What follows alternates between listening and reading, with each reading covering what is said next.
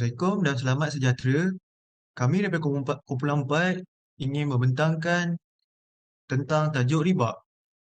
Ha, Kami terdiri daripada 4 orang, iaitu Muhammad Adib Izzah bin Azahari, Lokman Hakim bin Hairi, Muhammad Haikal bin Kamrul Zaman, Zulkifli bin Zakaria. Harap anda terhibur tentang presentation kami. Next.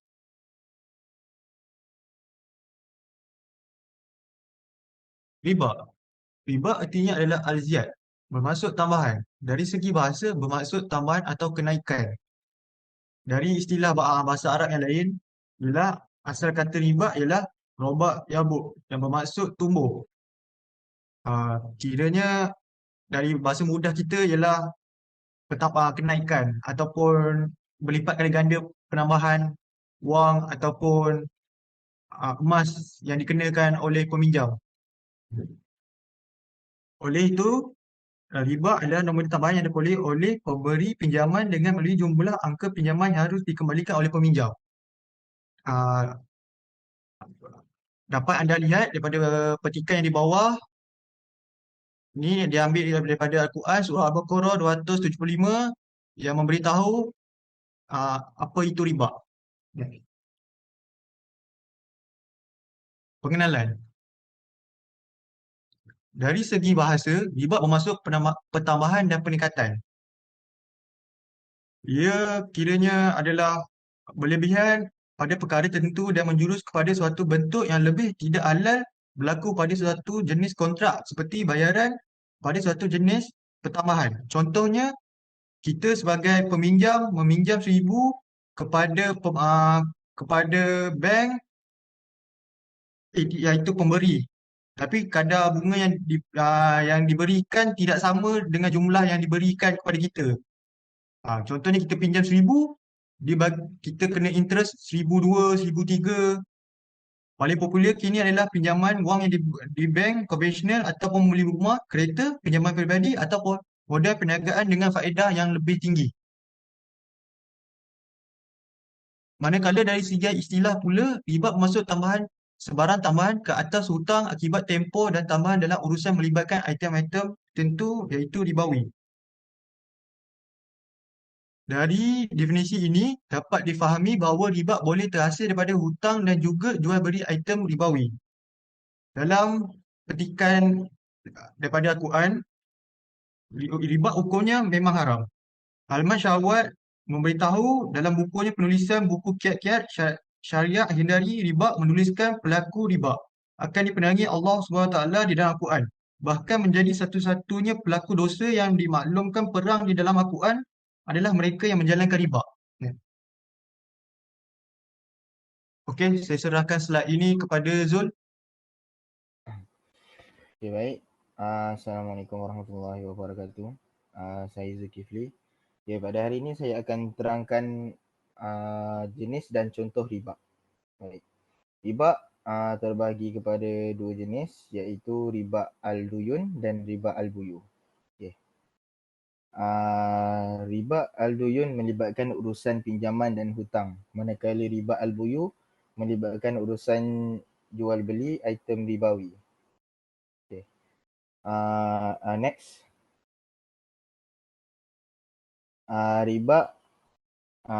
Riba al-duyun terbahagi kepada dua, iaitu riba al-qad dan riba jahiliah.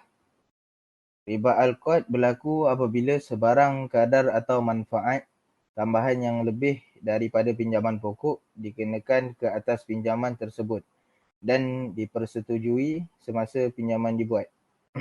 Dalam erti kata lain, riba al-qad melibatkan sebarang pinjaman yang perlu dibayar melebihi pinjaman pokok. Riba jenis ini adalah yang paling popular dan banyak berlaku di kalangan masyarakat sekarang.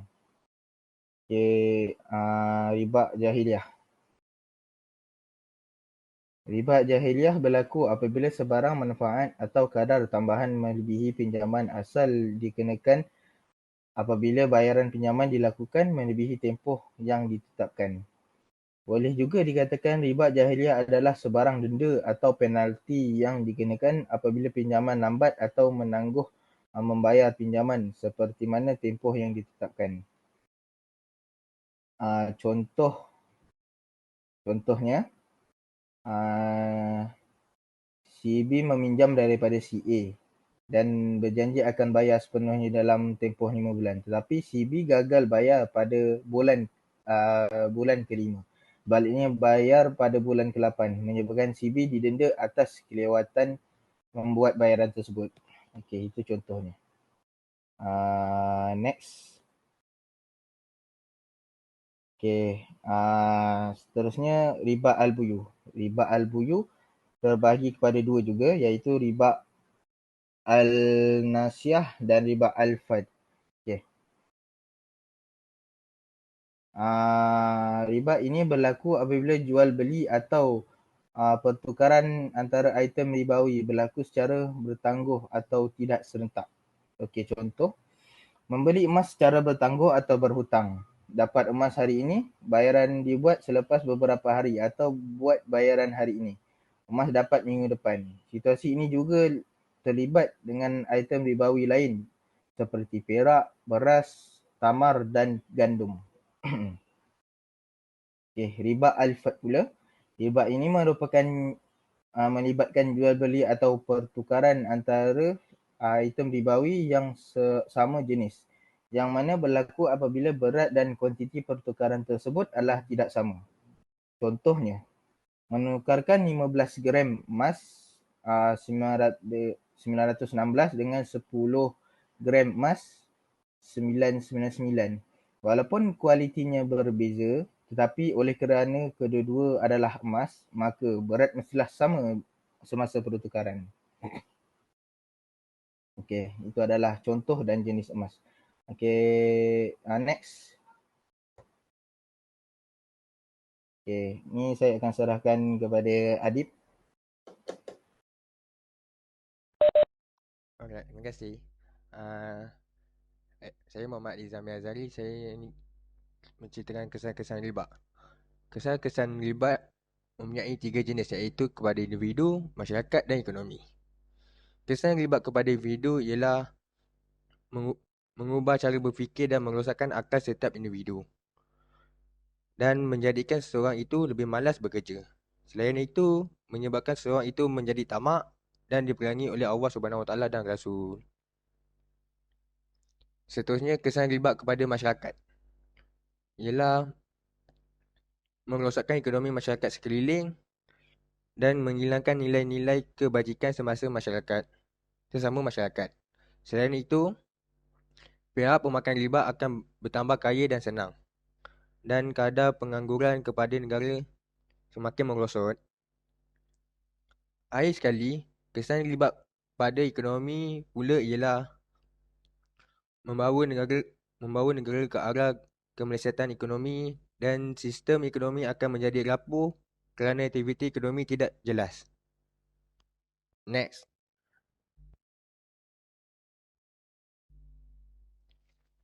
Ialah cara-cara mengatasi riba mempunyai dua jenis, iaitu sistem perbankan dan sistem insurans.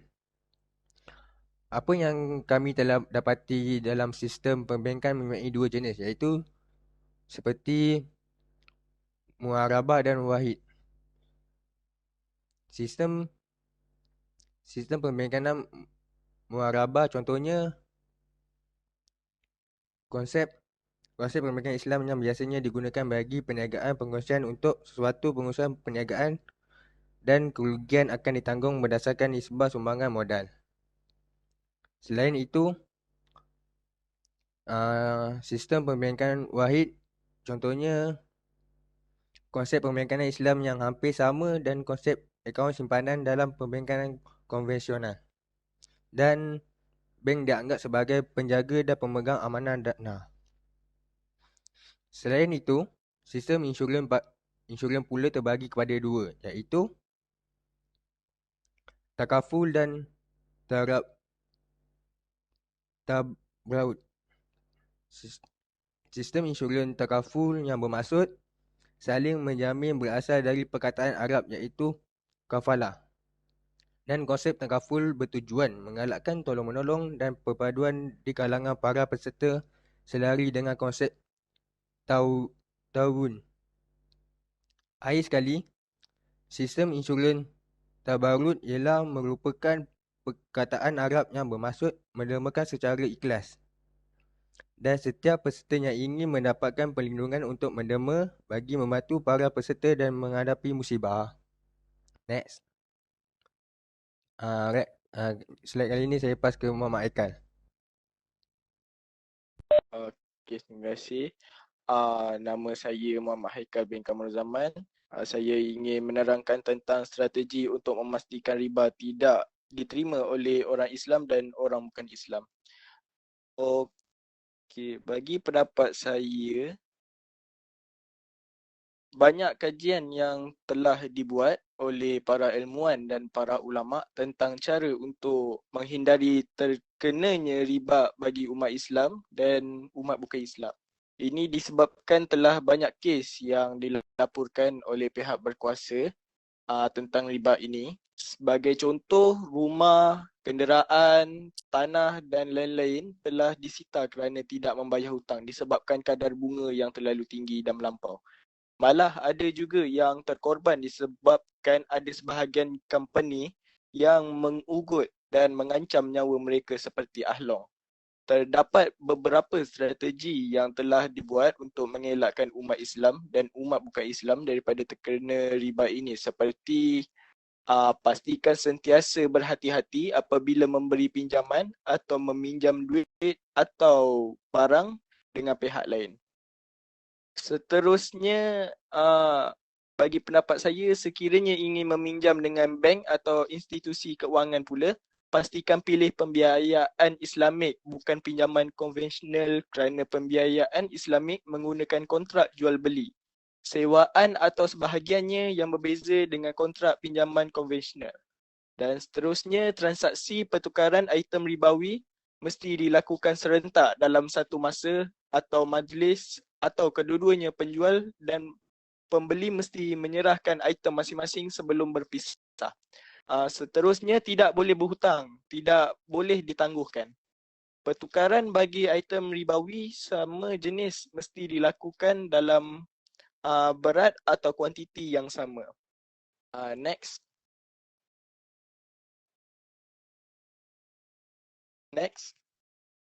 Okey. Mengapa Islam menentang riba? Yang pertama, penghuni neraka. Firman Allah Subhanahu Wa Taala yang bermaksud, orang yang makan ataupun mengambil riba tidak dapat berdiri melainkan seperti berdirinya orang yang kemasukan setan lantaran tekanan penyakit gila. Keadaan mereka yang demikian itu adalah disebabkan mereka berkata berpendapat, sesungguhnya jual beli itu sama dengan riba, padahal Allah sudah menghalalkan jual beli dan mengharamkan riba. Dan seterusnya adalah hidup tidak berkat.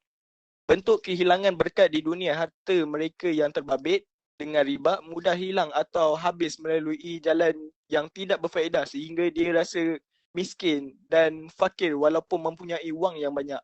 Malah harta itu menjadi sebab ringannya pemilik untuk melakukan maksiat, kefasikan dan menghinakan diri di sisi Allah Subhanahu Wa Taala.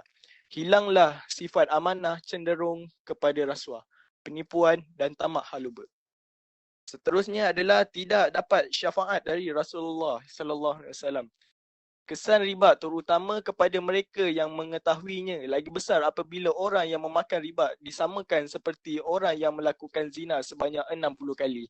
Hakikatnya, riba termasuk dalam 7 dosa besar di samping syirik, sihir, membunuh, makan harta anak yatim, lari dari medan perang serta menuduh perempuan suci dengan zina. Namun, sedarkah kita dan mereka yang berada di sekeliling berterusan dalam dosa riba boleh menyebabkan seorang itu dianggap menghalalkan riba selepas pengharamannya, lalu jatuh kafir mereka itu sehingga terkeluar daripada senarai yang boleh mendapat syafaat Nabi SAW. Dan seterusnya, next. Saya akan serahkan kepada Luqman Hakim. Terima kasih. Okey, terima kasih. Okey, saya akan menerangkan tentang kesimpulan. Tentang kesimpulan riba, Sedarlah betapa besarnya dosa riba dan munasabah diri yang kita dalam pengurusan kewangan. Sebaliknya untung di dalam dunia tidak berguna jika sesaannya dalam alam barzah yang amat panjang tempohnya. Akhir sekali, perkongsian ringkas mengenai riba dapat membuka mata tentang kecelakaan yang akan menimpan sekiranya kita berterusan mengambil dan terlibat dengan sesuatu yang jelas pengharamannya di dalam Al-Quran dan As-Sunnah. Bagi pendapat saya, Islam telah memberitahu bahawa setiap transaksi kewangan harus dilakukan dengan cara yang jujur, adil dan tidak merugikan pihak lain. Riba merupakan bentuk transaksi yang tidak sesuai dengan prinsip tersebut. Oleh itu, kita hindari riba. Ha, dan dan dan melakukan transaksi yang mengikut syariat Islam. Okey. Say no to riba. Waspada jerat riba. Masih makan riba. Sesungguhnya hidupmu menggenaskan. Okey. Itu saja daripada kami. Sekian, terima kasih. Thank you. Share. Assalamualaikum.